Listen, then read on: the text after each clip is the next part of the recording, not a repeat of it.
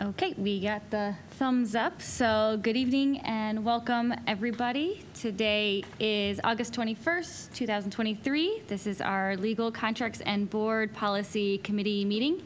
We'll start off with item number 1, previous meeting summary. Are there any questions, comments, corrections from our last meeting? I think it's May 15th, so welcome back.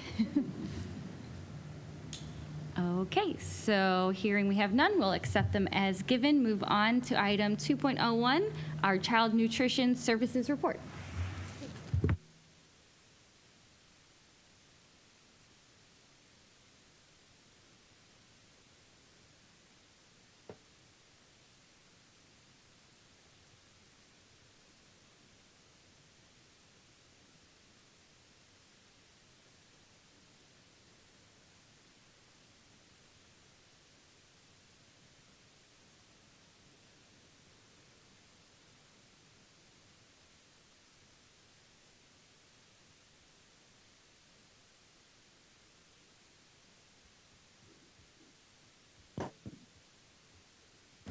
I apologize. I'll start again. This is Deborah Folk and Laura Kepler. We're here to report on the meal program for the annual reporting requirements for all federal and state standards for meal services within the school district. Ms. Kepler oversees the child nutrition program for the district with her staff. We do breakfast, lunch, and after-school snacks, and we do follow the policies as outlined in our current board policy. So we are getting ready for a federal audit this year, and we will be in compliance. We've gone through our board policies 8500 food services, 8510 which is wellness, 8540 which is vending machines, 8550 which is competitive foods, and the administrative guidelines for 8500. They are all up to date and in compliance with those requirements and will meet the federal audit upon review by the team when they arrive. We wanted you to have all those policies attached, and we are providing this information as our public review under the requirements of the standards. Any questions? Where can I get some of those super donuts? Gordon's food store. No, they've stopped making them for schools meeting the compliance. So they have of one variety, but it's not the original super donut. Gosh. So the original super donut no longer meets the school requirements. It no longer meets. Right. Yeah. Is that nutritious enough? Okay, sorry. Excuse me. I used to love those things. Okay, what about the? Okay, I got one more question for you. Sorry to sidetrack you. What about the peanut butter and jelly? The peanut butter jelly bar doesn't make it anymore. Doesn't make it anymore. They don't make that anymore. That would meet requirements, but they have stopped making it. So many schools discontinued it electively because of avoiding peanut butter, and it was always in a foil wrap, so it's not like completely sealed like the Uncrustables are. Yeah. So that the company discontinued making it, and I really thought within a year another company would pick it up, but they do not make that. Thank you. No, thank you for sorry, those two items. Thank you for addressing my. We have a lot of other really good items. I would just add to what Deborah said is that usually there are so many policies regarding the nutrition and food sold in schools and our food service that usually every year there's something in one of these policies that needs a little update, but there hasn't been for about 2 years. And in the case that we are required to do an annual report, we usually, if there's not a policy update, so there is none, we've presented at the board meeting. But in essence of time of the regular board meeting, just to take up a presentation in lieu of that, we're here at the policy meeting just to cover the requirement that saying that we are in compliance with all policies and regulations for food and beverages sold in schools. Anything that's sold to students, whether it's fun, and it's not just child nutrition, this actually encompasses the whole school. So if anyone is selling food to students during the school day, so from midnight before to 30 minutes after the end of the day, whether it's a fundraiser, the school stores, the vending machines, they have to be in compliance with the nutrition regulations. The restaurants, if they sell to students and not adults, they have to be in compliance. So we do spend a lot of time. We know what our rules are in our area, but unfortunately this encompasses all areas. of the school and the school day. So that is something that we often need support when we go to a principal and share. Usually they're doing it, a donut sale is to make some money and sell something, but that is not permitted during the school day to students. So, we don't want to be the bad guy all the time, but sometimes having your support, knowing that all the federal regulation governs all of the food that's sold during the school day is important. Another item I would like to share with you is we did provide you a copy of the Smart Snacks so that you could read that, because if you're selling something, those are the guidelines that under which they should fall if you're doing something like that. And please be advised, we are very fortunate in Akron Public Schools. Laura and her team, along with a long-serving group of us who have taken this to heart, this is a well-supported, fully supported, funded program that does not take any funding from your general fund. This is extremely rare under most food service operations in the state of Ohio as well nationally. Yes, we have certainly seen some increases in food prices as well as supplies, et cetera. I can tell you, as I watch the agricultural markets going forward, Tyson is closing 2 more production plants, so things are certainly up in the air, and we watch our deliveries closely to make sure that we meet the needs of our health and wellness of our students with the meals that we offer, because we know a number of our students certainly without us don't get to eat meals. And Laura and her team do a great job during the summer. We actually vend to the city of Akron's food service program that they sponsor in the summer, and we were and have expressed our disappointment when the federal government went away from allowing us to have students take those meals home, and they now must eat on site. So we've seen a drastic decrease in participation this past summer when they went back to the old rules. That's just unfortunate. It was interesting, they've given it to rural areas that they may go ahead and allow their students to take those meals home, but they have not felt that urban or suburban areas should have that same option. So that is, please be aware, we advocate for changes. Laura does a great job. We often are part of the white papers that are written at the state and federal level, and we're currently reviewing a training session for OASBO that we will finalize and send back to the people that will do it for the future training of treasurers, superintendents, as well as food service directors. So it is our heart and our passion to make sure this works well. Thank you. Ms. Falk, is there something that we or in the community can do to advocate for urban school districts to be allowed that same opportunity as far as taking the meals home? That is actually part of the USDA federal program that gets reauthorized. So you're talking to your federal legislatures, you're talking to your congressmen, you're talking to your senators. So that is the advocacy that is needed. At that point, please understand the national, local group that Laura and I belong to, the state organization here in Ohio goes to LAC, which is the Legislative Administrative Conference, every February, March, at some point in the school year. We are speaking to our congressmen and our senators as school professionals in this endeavor. But sometimes it does take other people to realize that things have changed and some flexibility needs to be given if they felt it was important in rural areas. And I think that came out of a lack of ability to go to their school because they have such wide transportation units as opposed to walking down the street or over the hill. Sometimes they don't really always see it as the same opportunity for some. So that would be at your federal and state legislatives on up. Does that help, Ms. Jackson? Thank you. Are there any other questions? Yes.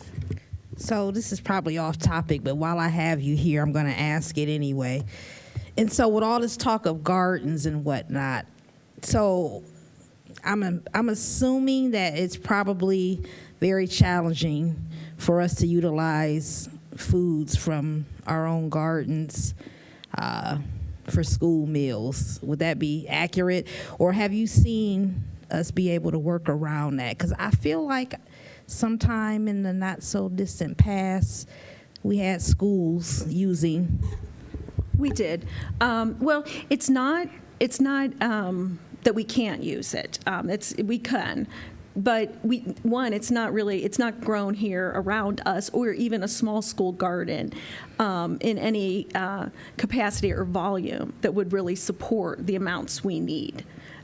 We could, like a school garden, yes, we could bring that into the cafeteria and help wash it and do, some demo or some taste testing and serving of it. But it wouldn't support the salad and cucumbers we need for the day. Does that make sense? Mm-hmm. So the volume is really the biggest difference. So you end up doing a lot of little things, which that is more on the curriculum side. It's always a fine line because a lot of the farm to school and the school garden, the dollars flow through child nutrition, but it's allowing the students to participate, to go out of the classroom, out into the classroom environment of the garden that has to be incorporated. We do a lot of work, Katrina and myself and a few other people, Megan Mannion, we are trying to work with there's a few growers in the area that are trying to gain some grant money by utilizing through the school, but the maintenance and the upkeep, now you're talking like grounds and facility, the type of stuff that they need to have built to support that. And then our growing season is generally over the summer. So a lot of it fizzles because of the support of getting kids involved or parents involved with their kids to maintain that all summer. So it's not the answer is no to the fact that it's not that we're not permitted to use it. It doesn't support the volume we need, but basically we would be an extension of like the classroom if it was a garden or some type of. Now, if we are talking, the few people that are talking about year-round growing and providing more volume to the schools, and that's something that we're always willing to partner in. But geographically, our area is harder to handle that right now. A lot of those success stories, bringing that into the school, are in the warmer environments, unfortunately, the warmer environments that coincide with the school year. So, thank you. You're welcome. Are there any other questions? Okay. Yeah. Thank you. Just quickly about some of the infrastructure that would be needed for that. You said some local growers were looking, and it's something about the feasibility. Because I thought immediately about greenhouses. Because when I go into Stan Hewitt and I see orange trees inside, is that if we had the opportunity, not coming necessarily through our budget, but through maybe some community partners and other federal programs to build such facilities? We could partner with them. And they had, so we had gotten a USDA Farm to School grant in 2015 or 16, and we had gotten a planning grant, did the work, did that, and we had partnered with Hattie Larlam when they had the food hub built right there in right by the Akron Zoo, if you're familiar with that facility, which is no longer open or operated by them. I thought we had one. They're very competitive grants. We had a great planning grant. We were awarded a planning grant. So even for those small growers, they need money. They need money to channel that to get it started or on a larger scale. There is a lot of grant money available, but even when we had a very successful and awarded a planning grant, we did not get the implementation grant, the real money to make it happen. And it was like, I thought it was the perfect grant. We partnered with Hattie Larlam. We were using, developmentally disabled staff to, man it or work it, but we did not get the implementation grant on that. So it's there, and there is some interest right now. That's part of what we're talking with some of these groups. If they have some lead people that want to take that on, have the facilities, get the grant money, we can partner with them. But we're not. We really don't have the means and the labor and the staff right now to be the lead on it. Completely understand. Thank you for that.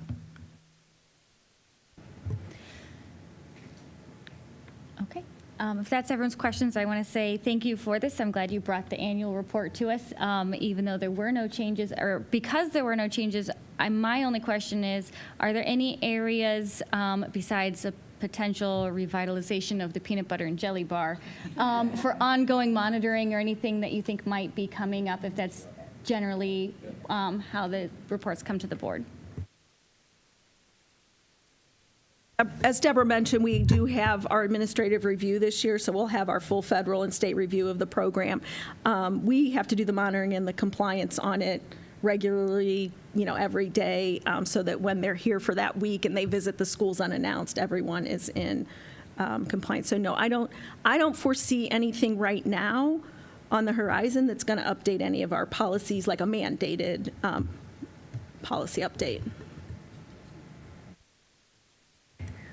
All right, thank you. And now we can move on to the next item on the agenda, proposed changes to policy 1540, suspension of administrator contracts. Hi, everyone. My name is Haley Kepchar from Retzel and Andrus on behalf of General Counsel Diana Feidel. So you have in front of you the final version of 1540, suspension of administrative contracts. That will be pushed out to via Google form for feedback to all administrators, and there will be 1 week for review. We're hoping that that goes out this week. Then the first reading will be on September 11th in front of the board, and the second reading will be September 25th.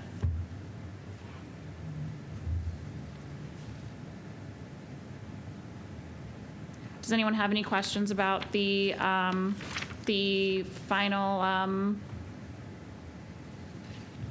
proposed policy?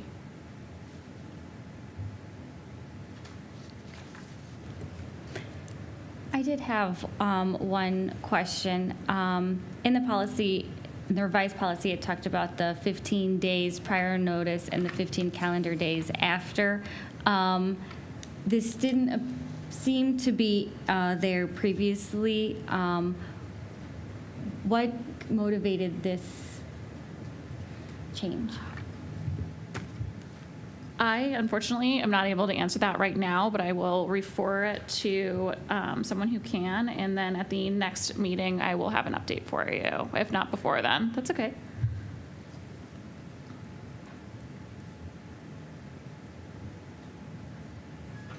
Anything else from anyone? I'm sorry, I beg your pardon. Can you repeat the question that you asked again, Dr. Marnar?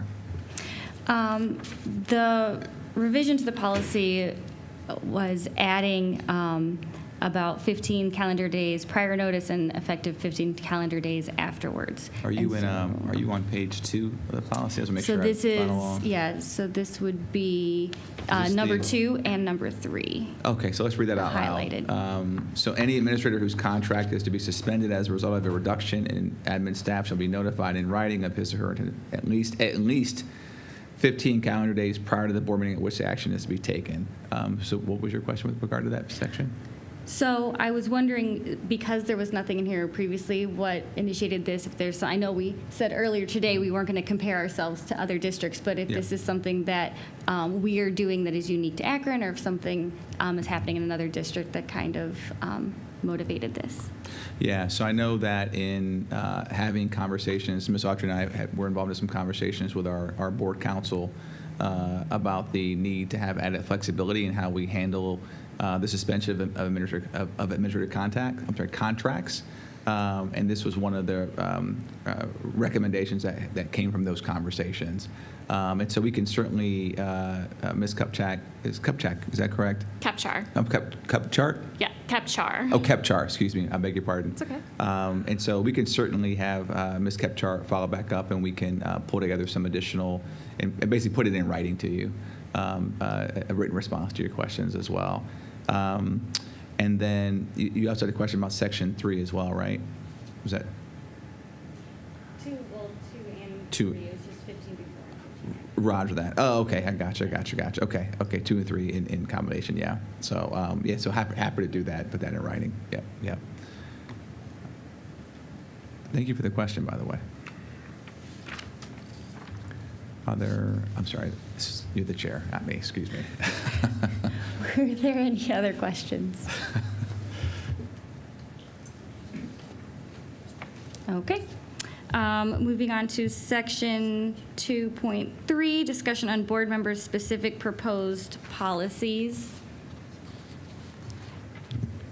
Yeah, so we will start with 5460 graduation requirements. So over the past few years, Ohio schools and students have had changing graduation requirements, largely due to the pandemic, and in part because of several enacted laws that were created because of the pandemic. Beginning with the class of 2023, graduation requirements will adjust to the 2023 and beyond requirements, which will hopefully remain more stable in the long term.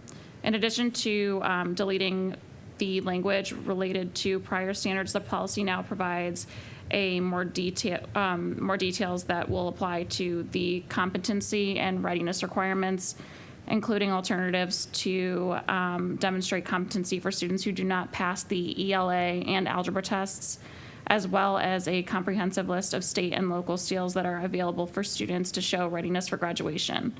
Information gathered from the recently released ODE guidance has been included throughout as well. Are there any questions about those changes?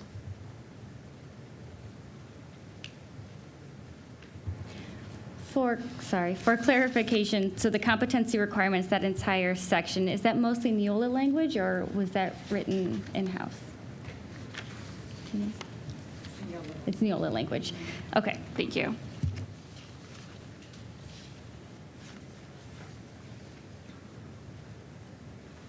are there any other questions?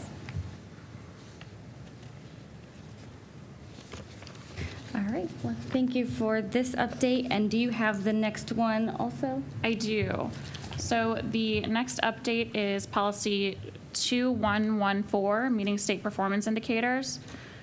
The General Assembly passed House Bill 82 in June 2021, and the bill was signed by the governor a few weeks later. House Bill 82, which took effect in September of 2021, changed the state schools' performance and accountability system by removing the grades A through F from report cards and replacing the letter grades with a new 5-star rating system. Schools in districts under the new system receive 1 to 5 stars for report card components, including achievement, progress, gap closing, early literacy, and graduation, with a score of 5 being the highest achievable. The policy continues to recognize a goal of earning performance scores of 5 stars in all assessed areas. This revision reflects the current status of state performance ratings and should be adopted.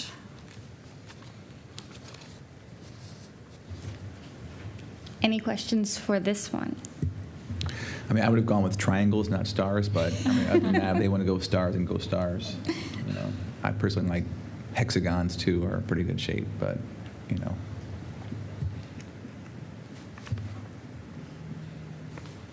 Someone will watch this meeting back in the year 2457 and say, that was a funny joke. He cracked it. Well, that's because they will have moved to hexagons by then. That's right. They've gone hexagons. See, he was a visionary, you know, so. Thank you very much for this. I know that there are a lot of Neola updates. I know this is a lot of work, so thank you for catching us up here. But you're not done, right? No, but wait, I'm not there's done. more. Oh yeah, we've got some ways to go. So next is policy 2271, the College Credit Plus program.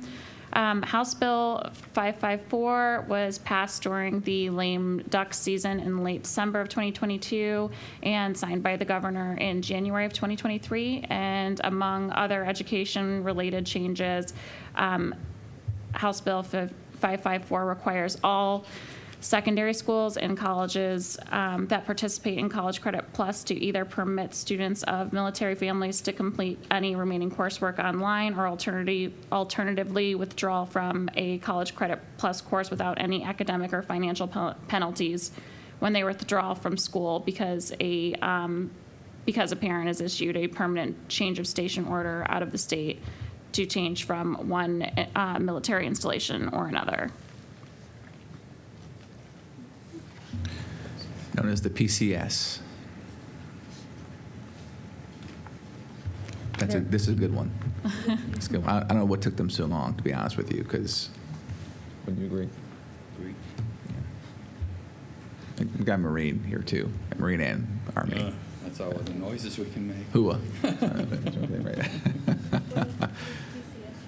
Oh, permanent change of station. So when you get moved from one place to the other. So your dad gets Post to post. Yeah. So, and the kids always end up getting hurt and penalized when they move from school to school, state to state. So this is actually something I'm glad they're grateful they're doing that. So. Okay. Any questions? So no before real we- value add to your conversation, but just just editorializing over here. So It's value if we are updating our policy to support students. That's valuable. okay, military students and military families should have been doing that a long time ago. So All right, 3.04 now, I think. no, I think No. 5610, right? 5610? Yeah. Yes, 5610. So policy 5610 governs removal, suspension, expulsion, and permanent exclusion of students. This policy has been revised to reflect the specific language of Ohio Revised Code 3313.66J, which requires a school district to offer an opportunity for a hearing before temporarily denying admittance to any pupil who has been suspended or expelled from the schools of another district. Under the statute, the district can decide to honor the previously imposed suspension or expulsion after the district holds a hearing. While existing policy 5610 correctly reflects the statute related to students who have been expelled, the policy provides that the hearing related to a student who has been suspended has to be before the Board of Education. While the district can elect to have the hearing before the board, it is not required to do so. So that language has been removed from the updated version. Would that all of that was removed, or just that last piece? Just requiring that last piece. Okay. Can you read it all one more time? I'm just kidding. You don't need to read it all one more time. Okay, thank you. Are there questions or comments for this one? I do have one comment. I noticed on page 2 here, there is the section, the suggest not accepting. It says, the grade for a completed classroom assignment missed because of a suspension will be reduced by a point value, and it was a suggest not accepting. And in the note, it says reduction cannot result in automatic failure on otherwise perfect score assignment. But I think beyond that also, there's a lot of conversation as educators about what are we grading and what are we scoring in the competency of an assignment and the punishment for it. So I like that this was highlighted. I see that I suggest not accepting, and I wanted to point that out. If there are any other questions or comments. So this is the language. Were you referring to what's in purple on my screen, which is the grade for a completed classroom assignment missed because of a suspension will be reduced by? Is that okay? I guess where I was unclear is we have the option. I'm assuming we have the option to not accept it. Correct. So I guess the question I had is, I mean, I agree with that. Is that something is there anybody here who disagrees with that? So, I'm sorry, Ms. Chang. For clarity, you're saying that you agree with a child that if they're out on suspension, they cannot turn into work that they No. were given under suspension? No. I was saying that I agree with the comment here that would suggest not accepting, meaning that, because what it's saying here is that it's using the language will be reduced, not may be reduced, so which is an important distinction. So here it's saying that the grade for completed classroom assignment missed because of a suspension will be reduced by 10%, 20%. So it's at least 10% that it has to be reduced by. And I was saying that I agreed with this idea of not accepting that language. So not penalizing a student because they turned in something late because of a suspension. Not being required to. To penalize, not being required to penalize them? Correct.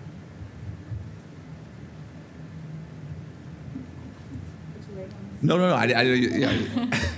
You know. Well, because I just needed clarity. Yeah. Because it's confusing. It's confusing. Because Yeah. I understood, because as it stands in the policy, if you're out on suspension, you don't get to make up work and still become like, Yeah, Dr. Lash, you want to weigh in? I mean, not make up, but you cannot, the work that was while you were out on suspension. You A te- are a allowed to teacher- make up. But does the teacher have to accept it if you were out on suspension? Yes. Currently? Yes. Oh, so You're now allowed this is requiring Well, a 10%. no. But this language is saying, Ms. Jackson, that you have to penalize the work being turned in. So I have to reduce the score on it by at least 10%, and it could be 10%, 25%. Like you can insert in the blank. So as a teacher, I could say, I'll take the work, but I'm reducing it by 50%. Right. Right. Which is effectively failing you on any late work. And so I'm saying that I'm in agreement with whacking that language, for lack of a better term, from the policy. Oh, I wasn't clear either. That's why we're talking about it. So Yes, yeah. thank you. So Yeah. yes, I'm in agreement as well. This felt like a helpful conversation. So. Yes.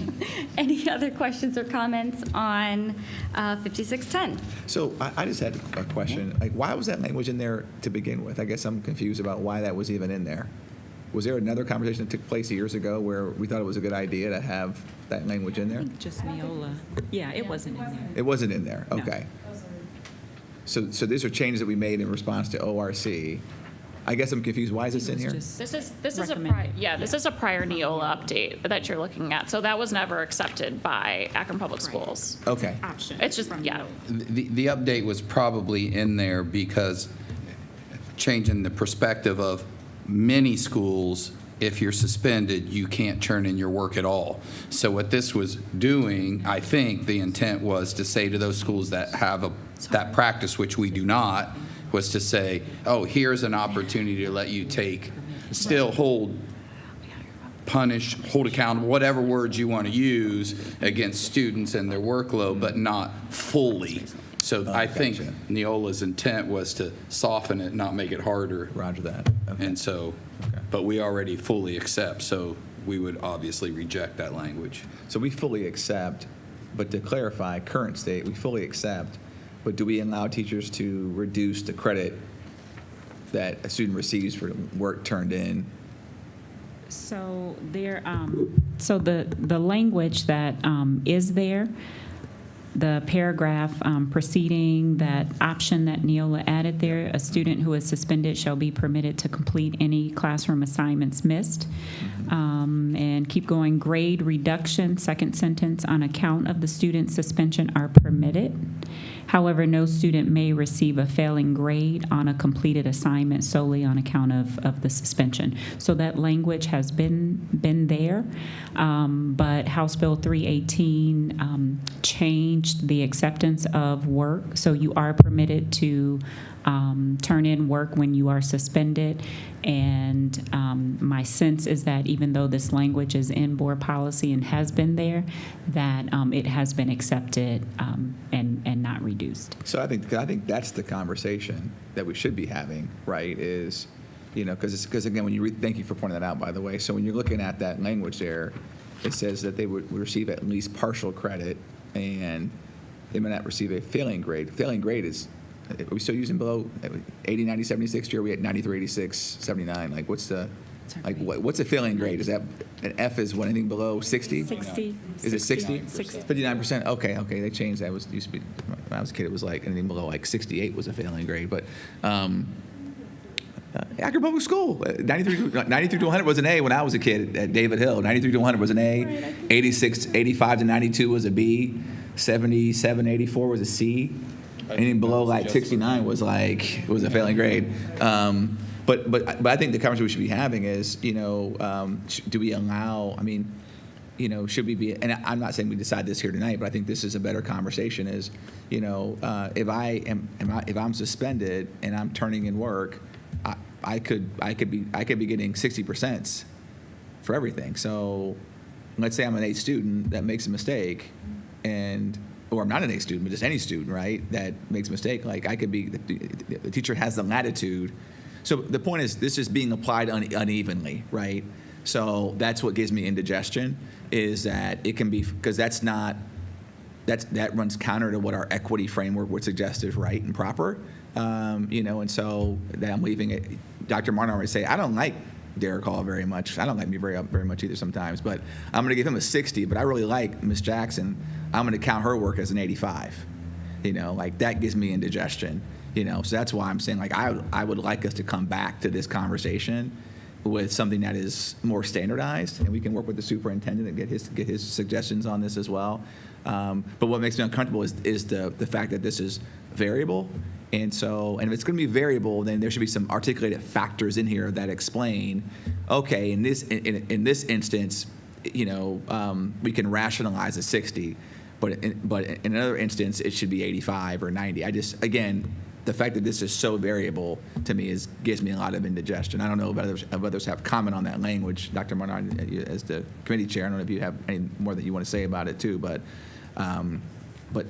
maybe I'm misinterpreting the language. I mean, that's possible too, but it looks to me like this is the individual educator can decide how much credit they give or don't give students who are turning in work that is being turned in after a suspension. I don't know, as our chief academic officer, do you have a comment on this, Dr. Kaber? I think that you made a valid point. I know you've been here for a year. I know you're still new. No, that's fine. But I am, in reading this, I'm interpreting it the same way that you are, because it says at least partial credit, which means that we haven't specified, and so therefore it could be left up to interpretation. Mm-hmm. So, valid point, Dr. Hall. Roger that. Okay, it's the first valid point I've made in 4 years. Thank you for that. All right. So we agree that we're going to come back to this. So I guess I'm asking what the follow-up looks like on that. As a committee member, not the committee chair, I'm asking what the follow-up looks like on this. So, Ms. Kupchar, do you take this back, or do we have I guess, what is the protocol? I don't know. How do we handle this if we want to come back and talk about this again? I'm not sure. I believe that we would refer it to the board for policy change. So let me make a suggestion then. Go ahead, Dr. Kaber. Sorry. I was going to say that since we are not ready to proceed, given the comment that was brought up, then we would send this back to the board for not the board as in you all, the board administration for us to review to see what our recommendation would be to you all for adjusting that paragraph. Roger that. Okay. All right. I see shaking head. Okay. So perhaps we can bring it back at the next meeting with our new suggestion. This is why we do multiple readings, right? Right. Okay. All right. So, okay, I'm sorry. Just one more thing. So, Dr. Kaber, then, so you'll be the one who takes the lead on having the conversation and making the amendments to the language. I just want to know who's accountable for doing that and follow up. That way, we don't come back in 2 weeks and like, oh, I didn't know who was. We didn't sign anybody. Sure. Okay. All right. Yes, Yes. I will. Okay. All right. I have a question, because even though I am chairing this committee, this is the first time I've ever done this. So because the part of this update that we are now changing is not the part that was originally slated to change, is there any value in moving forward what we have, or is there any need for that since it's a new Neola update for the other parts of this? So we still have like the inclusive language where we're using the student instead of his, her, or their, and things like that.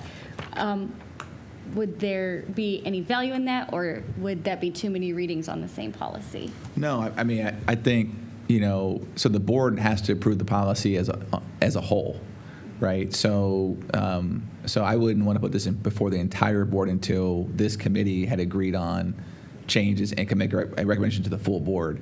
Because I wouldn't vote in favor of this policy as it's currently written because of that paragraph.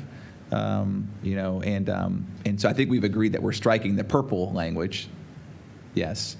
But part B of that is, and I think we're comfortable with all the other language changes in here, but there's just that one paragraph then that Dr. Kaber is going to take as a follow-up to work with her team around amending that language and then bringing it back to us for us to then discuss and either approve or disapprove. I think that's process-wise, that sounds like. Ms. Kupchar, you have an opinion? I don't. Okay. I think it would also be important to note, like, when the administration does make the policy, I mean, for example, the policy could just, off the top of my head, the policy could read something like student would be given full credit, perhaps. But there are variables still in there that you couldn't even account for on that policy, like, well, can I turn it in 45 days after I've come back from suspension and get full credit? So those wouldn't be in your policy, though. Those would be in administrative guidelines. So the administration would then write the administrative guidelines, which the board does not approve, but it would be with the intent to implement the policy in the way that was the vision of the school board. Does that make sense? Yeah. Because otherwise you would just get mired in details on every single policy that would make this process pretty impossible to do in any kind of expeditious way. Yeah, because I think what you're hearing, and clean me up here if I'm misinterpreting my board colleagues, but I think what we're suggesting is that our preference would be to see students get full credit for work that's turned in. Now, to your point, Dr. Thompson, this is where the guidelines come in. If I come back from suspension, I have to be given, the time to complete the work.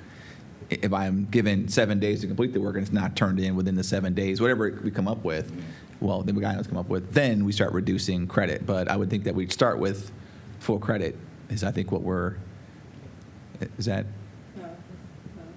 Go ahead, Ms. Jackson.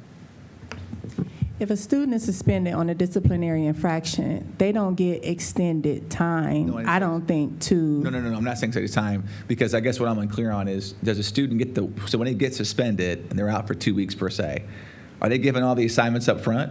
That's what I was going to say. I think that when we write it... So they're not, Dr. Lash? Okay, yeah. But as a principal? Yeah. What I'm saying is, if a child is suspended, and say, for instance, in my school, our platform is Google Classroom, they still have access to their Google Classroom. Yeah. Some schools use Canvas. They have access to the work that's going to be due. If we're going to write a policy, then some of this responsibility needs to go back on a student who's out on a disciplinary infraction to complete the work. Yeah. And if it's a way to submit or email to the teacher, then they complete the work. And outside of that, then it's late. And then if the work is late, what is the late penalty for said work? Well, to that point, so again, nose in, hands out, right? So I don't want to get into prescribing what we do when stuff is late. I just want to make sure that, because that is up to the individual educator, and that's a super slippery slope. No, that's what I'm saying. Whatever the policy is for late work, then that would be enacted. But as far as from this lens of what we're supposed to do for this general policy, as far as if a child is out on suspension, I think it should be made, the responsibility needs to go on the child who committed that infraction, because they would have access to the work, depending on the platform. Well, that's what I think what Dr. Lash is going to comment on. So in my hypothetical, so I agree with everything you're saying. My hypotheticals suppose that students suspended for 2 weeks, I come back having not gotten any of the assignments, and now I'm said, here's all the work you missed for the last 2 weeks. Well, I just got 2 weeks of work given to me. I had no access prior to that. I come back, here's all the work. Now, how much time do I have to do that work? It's 2 weeks worth of work. I'm not getting it done in 2 days, right? So what I'm getting at is, I don't want to say, oh, well, you get full credit, but then now I can be arbitrary and capricious and saying, here's 2 weeks of work, get it done in a day, and you're not gonna have it done in a day, and now I can begin to penalize you, right? So, but again, I don't know what happens when students go on suspension. Ms. Culver, can you step to the microphone, Ms. Culver? That way, folks who are watching at home can hear you. Thank you. Thank you. So the common practice is families can request during the suspension, but however many days of absence, that's how many days you have to make it up. Oh, awesome. Okay, perfect. Thank you. And that's the type of information that Dr. Thompson was just referring to, that we wouldn't put it in policy. Yeah. It goes in the guidelines aspect of it. Yeah. So you want to just be broad here. So if you want to address adjust the paragraph to make the decision that a student who is suspended shall be permitted to complete any classroom assignments missed because of the suspension, period, is what I thought I heard you saying. At full credit. And then we would, At full credit. at full credit. Well, yeah. But we would stop there. stop, right, yep, Generally. yep, And yep. then what that looks like in the procedures are what we hash out in the administrative guidelines. Roger that. Okay. Okay.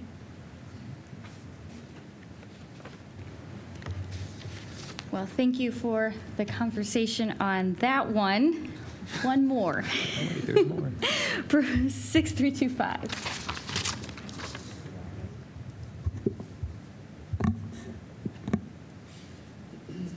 Okay, our last Neola update is policy 6325 procurement, federal grants and funds. This was a minor adjustment that was made specifically to recognize that all government contracts are not subject to Davis-Bacon, which applies to any federal funded contract in excess of $2,000 for the construction, alteration, or repair of public buildings or public works, and requires payment of prevailing wage for workers who provide the service under those contracts. It looks like there wouldn't be, because of the way that the language in the Neola update is, it appears that there wouldn't be any necessary change because this is such a small thing. I don't know if you agree, Deborah Folk. Actually, I do. This is, Davis-Bacon obviously does come into construction mostly. That's where it is prevailing wage. But there are certain contracts that come out that do not require it. So what they've done here is to say when it is required under the federal program legislation, because some federal programs will require it, others would not. So this gives us a little bit more latitude to make sure that if we use federal dollars, that we're using them and accounting to them appropriately when it is required by that program. Because there are federal dollars, and I'll just say it this way, Child Nutrition has it, Title I has it. These are all federal programs that come in under different ways to the district. Not all of them would require Davis-Bacon requirements. So $2,000 sounds like minuscule, but that's the way the law reads, and this is why this update is important, because if it's not required under the program, then it should be something that allows us the flexibility to spend the dollars correctly. Did I make that kind of more adequately explained? And then there are some minor changes. We actually did this one in 2022. So there's some updates as I went through it that are appropriate for context and grammar. The rest is, the most important one, Haley, was the one on the front page. Thank you.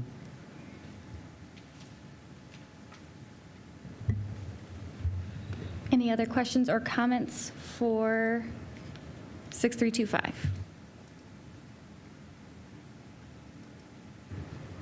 Okay, well, I think that is the last thing on our agenda. We have follow-up. Is there any follow-up from our May 15 meeting? Okay. Well, then I think that's it. We can be adjourned. If there are no other questions, comments, or needs. All right. Thank you, everyone. Thank you, Dr. Marno.